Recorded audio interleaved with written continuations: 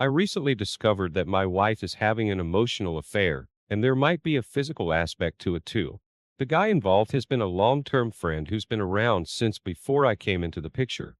We've been married for 20 years, no children together, but she has grown-up kids from a previous marriage. Our intimate life took a hit about 5 years ago when she lost interest, making it clear that it was a chore. We grew apart. A couple of months ago, I realized I couldn't continue like that. So I started working on our relationship and our improved significantly. However, she dropped the bombshell saying she's no longer romantically or solely in love with me. At the same time, I discovered she was messaging and spending time with this friend. I confronted her and she admitted to going out for drinks with him, seeming to think it wasn't wrong. She told me he got kicked out by his wife and asked her to move in with him. She's uncertain about what to do and needs time to think. I took some time to process this, and we've had multiple conversations. I love her and believe we can have a happy future, but I can't continue living like this. She needs to decide. But it seems like she's torn between her head and her heart. She knows I'm a loving husband and we have a good life together, but she's finding excitement in the affair. She talks about long-term plans like gardening, but I can't help but wonder if she'll be here to see them through. She understands the stress this uncertainty is causing me and that she needs to decide soon, but she's reluctant. I've made it clear that I won't accept this double life, and if she can't choose, I'll do it for her because our life together should mean more to her. Right now, it's a strange half-life where she kisses me goodnight, but spends her days, presumably, with him. Thanks for reading. It felt good to get my thoughts out. I'm going to make a decision soon. I have to. My own mental health has been suffering for a long time, and this situation has only made it worse. On a positive note, it forced me to confront my own issues and realize that I couldn't handle them alone. I've reached out for help. I had an epiphany yesterday when I hit rock bottom, and my first thought was still about how this would affect her. But at this point in my life, my top priority is me, not us and not her. The last 2 years have been challenging, and I admit I've been neglectful. Instead of addressing that with me and suggesting we find our closeness again, SHE chose to have an affair. If our marriage ends as a result, that's on her. I hadn't heard of terms like 180 and pygmy dance until I found this website a couple of days ago. I never thought I'd need to. I never would have believed she was capable of this. Hence the title of this thread. The issue for her is that she knows I'm steady and reliable, and she values the security of that. She also loves our home, cats, garden, basically the whole package. But her affair partner is offering her fun and excitement even though she knows he's unreliable and the house he's in is not great. I have a question about the 180. I understand that it's about showing you're moving forward, focusing on self-improvement and becoming a better person. However, during this time, doesn't it seem like you're indirectly accepting the affair by allowing it to continue? This seems to conflict with most of the advice on this thread, which suggests confronting the wayward spouse and putting her in a position where she needs to make a decision promptly. I apologize if this sounds confused, but I am indeed feeling that way right now. On the positive side, I've seen a doctor and started taking antidepressants. I also have a therapy assessment booked for tomorrow to help me cope with my depression, which has been a hidden problem in my life for the past couple of years. I'm also getting my hair colored this week, something I used to enjoy but stopped because my spouse didn't like it. Doing it now feels rebellious, but I want to, so I'm going for it, regardless of what anyone, including my WW, thinks. It should raise a few eyebrows when I return to work next week. I'm incredibly grateful for this website, especially the tactical primer and the 180. It's astonishing how accurate and helpful that information has been for me in the short time since D-Day. If any newcomers are reading this and haven't checked out those articles yet, I strongly urge you to do so, even if you're not ready to start the 180 method. This morning, my wayward spouse initiated a conversation about our marriage, which is a first because I've been the one starting all previous discussions. She also admitted that she's unsure and flip-flopping about her decision. I shared my pain and hurt caused by her actions, and for the first time, she got upset because of the pain she's caused me. We had an honest discussion about the future of our marriage, and although no decision has been made, it was clear that my words were making an impact. She also mentioned noticing a change in my attitude since D-Day, which is contributing to her thinking. So, we don't know if this will lead to reconciliation or divorce, but for now, we're still communicating. and there's still hope. I have to admit that some parts of the 180 are quite liberating and feel really good. I've booked myself a theater trip next weekend to see a show I really want to see. In the past, I would have asked my wayward spouse, and if she didn't want to go, I probably wouldn't have gone either. But this time, I didn't ask.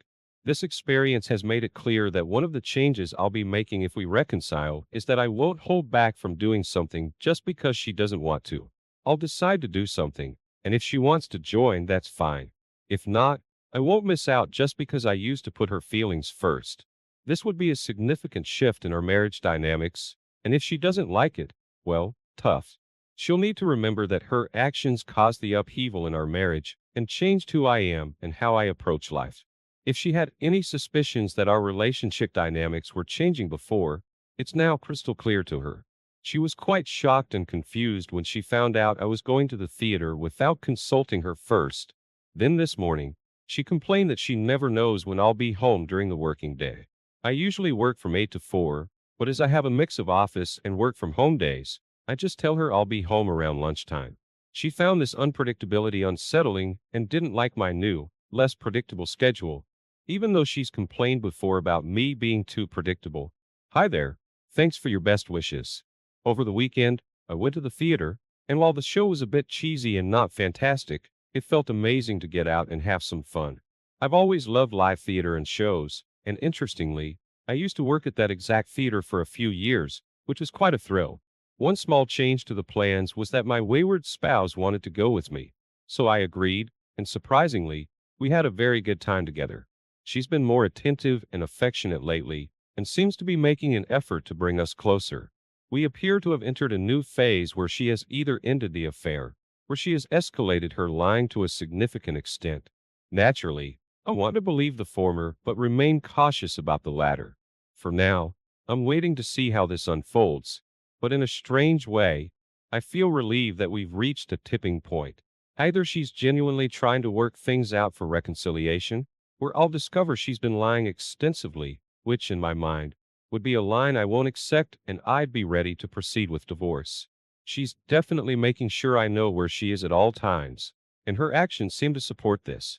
However, I don't fully trust her, and it'll take a long time to rebuild that trust.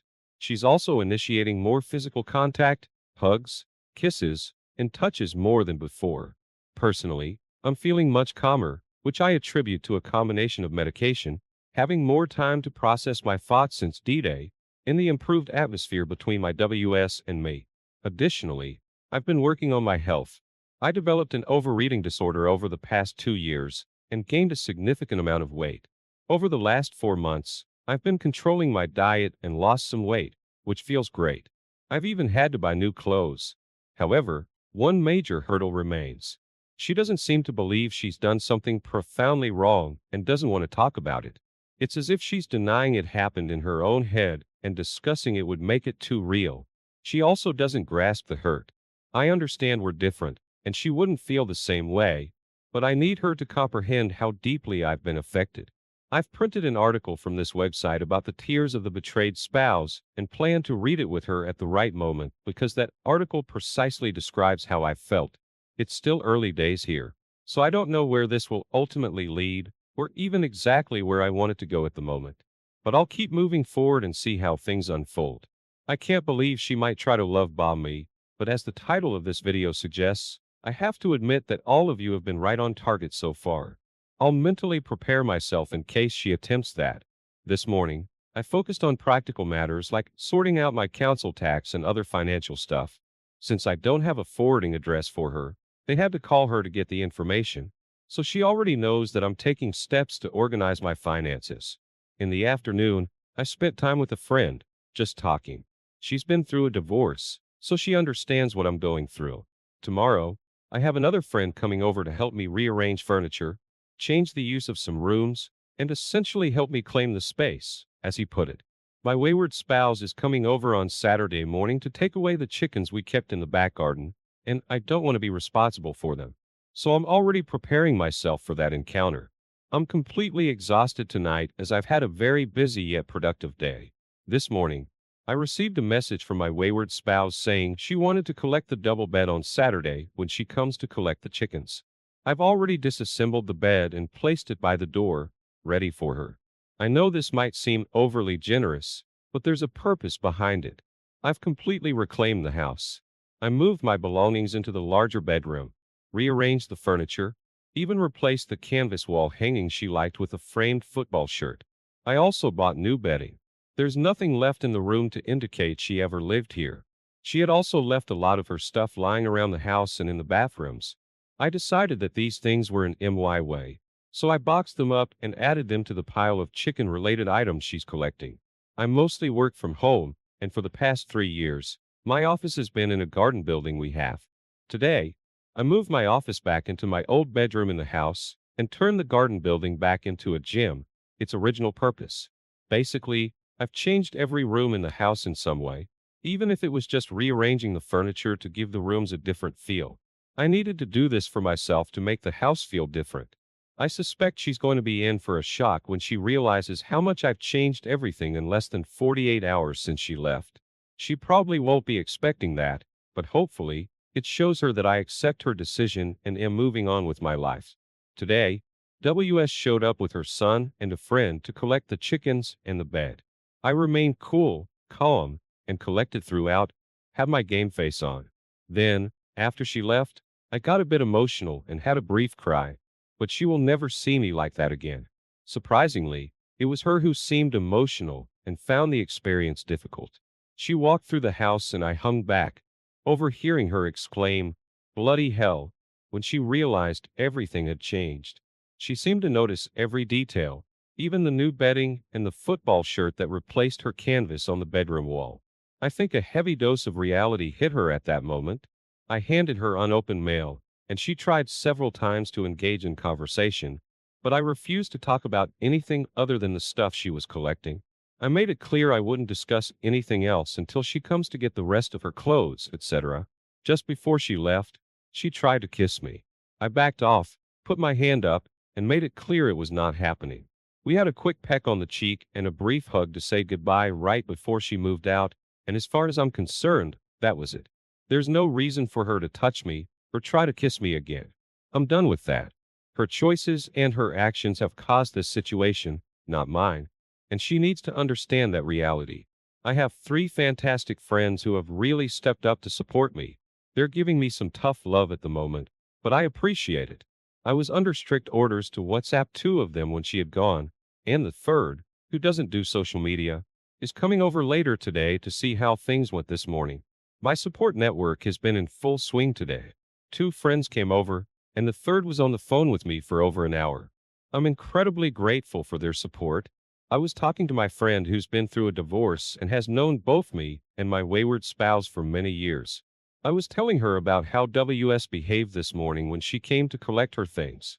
She got emotional and seemed overwhelmed, and she couldn't wait to leave.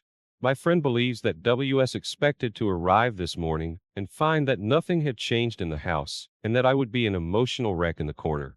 Instead, WS encountered a calm and confident Detroit spouse who had completely rearranged the house and physically distanced himself from her attempts at affection.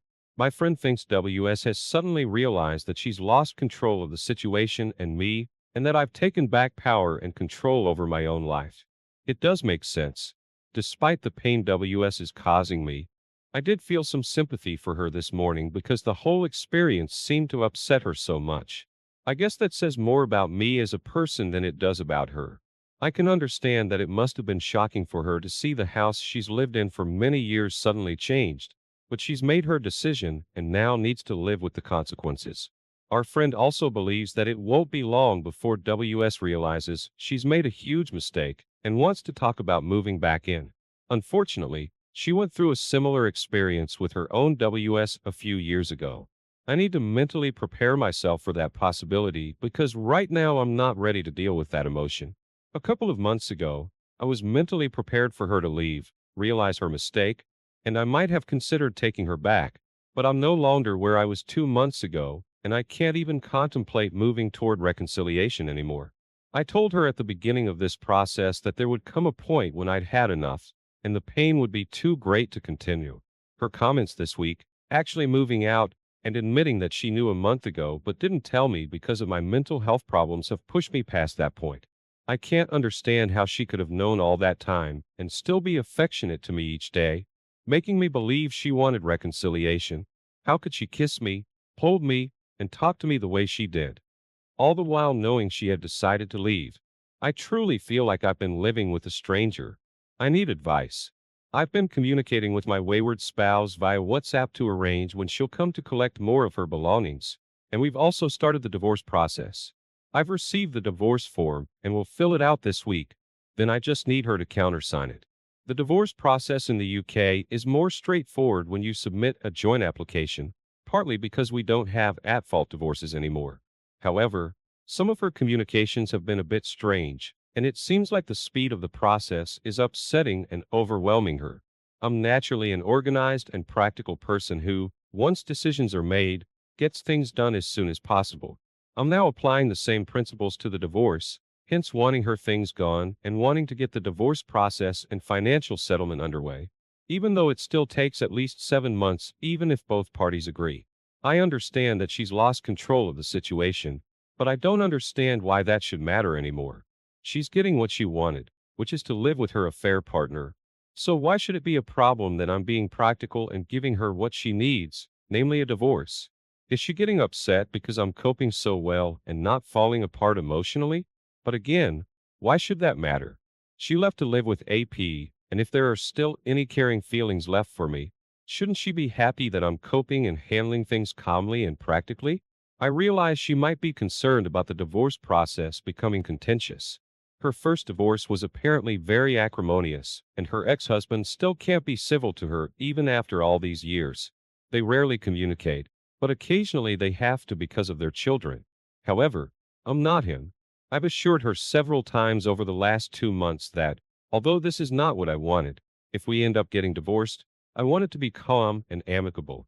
There's no need for it to be argumentative. The decision has been made, and the best outcome for both of us is to work through the process and then go our separate ways. She told me last week that she's only told 2 friends about our situation. I visited one of them today to return a spare key to our house, and it's clear that even though she's a friend to WS, she thinks WS has lost her way and doesn't approve of her actions at all. I'm totally confused. OMG, this morning was incredibly tough. WS came to the property with a van to collect more of her belongings, and today felt much more difficult than Saturday when she first came back. I think maybe I was too numb on Saturday to feel much. But now, after a week of this situation, it hit me harder. On Saturday, she only took things that were clearly her own possessions and the chickens, which I didn't want. This morning, we had to deal with joint possessions like kitchen appliances, saucepans, and other things that, in my mind, are part of our marriage and that we both bought and used together. That felt much harder than her taking her own things. Looking back, I should have realized it would be different, but I didn't. However, I managed to hold it together until she left, and then I got upset. She also wanted to chit-chat about her week, but I just couldn't engage. I only discussed the things she was taking, remaining polite but uninterested. She was quite unprepared and didn't bring nearly enough boxes or space on the van for all the things she said she wanted to take today. So, many items will need to be collected on at least one more visit. It seemed like she got overwhelmed and just wanted to leave, which she did. We've agreed that I'll let her know which morning or afternoon I'm available next week for her to collect more belongings. I also told her that on that day, I want us to complete the divorce form so it can be sent off. It was an extremely tough morning, but I spent an hour on the phone with a friend afterward, and another friend is coming over this evening to see how it went and give me someone to talk to. Of course, I also have all of you good people here, and I'm very thankful I found this website because it has helped me a lot. Hearing your thoughts, knowing that others have survived similar situations, and receiving your advice has helped me prepare for what WS might do next. You've always been right, and I'm truly grateful to all of you. Despite the pain, I'm really enjoying this time to myself. I'm staying busy, and I love the changes I've made. Making decisions that only consider myself is a new and liberating experience, and it feels good. On a positive note, I had a job interview yesterday for a promotion I've been working towards for a long time, and I got the job. I'll start my new role on July 1st. I've arranged for WS to come around next Thursday to collect more belongings, but it seems she's not in a rush to take everything. She mainly wants to retrieve her pottery and some glassware. I don't feel that these repeated visits are helping me, so I've left the delicate items for her to pack. And today I spent 7 hours packing everything else. Her books, CDs, DVDs, various other possessions, bedding that her family used when they stayed with us, and plenty of spare towels, sheets, and bedding that I'd rather see gone. I've even cleared out the whole loft space and made sure all her things are ready for collection. Everything is neatly boxed or bagged, making it easy for her to collect. Once this stuff is gone, there will be nothing left in the house for her to retrieve. I know she wants some items from the garden, but I'll probably arrange to be elsewhere when she comes for those. While sorting out the spare bedding, I couldn't help but smile at the thought of her family visiting her new property. She's always complained about not seeing her grandchildren enough, but they used to visit quite regularly. We live in a seaside town, and it's just a 10-minute walk to the beach, which the kids love. I'm not sure how often they'll want to visit the new house, which is clearly not as appealing, being far inland and miles away from the beach. Also, while packing her books, I stumbled upon her diaries from the last 3 years. I took a moment to read about 2022 over a coffee, and unsurprisingly, they were spending time together much earlier than she had led me to believe. WS made me think the affair started around the end of November, but according to her diary, the AP video called her while he was on holiday in Crete, presumably with his wife, in May of the previous year. They even went out for drinks together in June. So this has been going on for a whole year before she decided to leave. It makes me wonder if she would have ever told me about it if I hadn't found out and put her in a position where she had to make a decision. I had made it clear that I would only consider moving towards reconciliation if she went no contact with the AP, something she couldn't bring herself to do. I had a great night's sleep last night in my brand new double bed. As I mentioned in an earlier post, WS took the double bed with her when she moved out. So now, she and AP are sleeping in an old bed that I used to share with my WS. Meanwhile, I have a new super comfy double bed all to myself, and no one but me will use it unless I decide they're worth my time and allow them into my personal space. The changes in the house are still happening at a furious pace.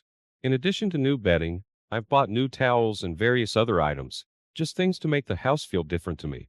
I've also discovered the therapeutic benefits of gardening. Previously, WS did all the gardening as it was her passion, but yesterday, I spent part of my lunch hour cutting back and tidying some of the plants. It was surprisingly satisfying because the garden looked tidier and more orderly when I had finished. I'm not sure how WS will react when she sees it, but it's no longer up to her. When she lived here, I let her tend the garden how she wanted.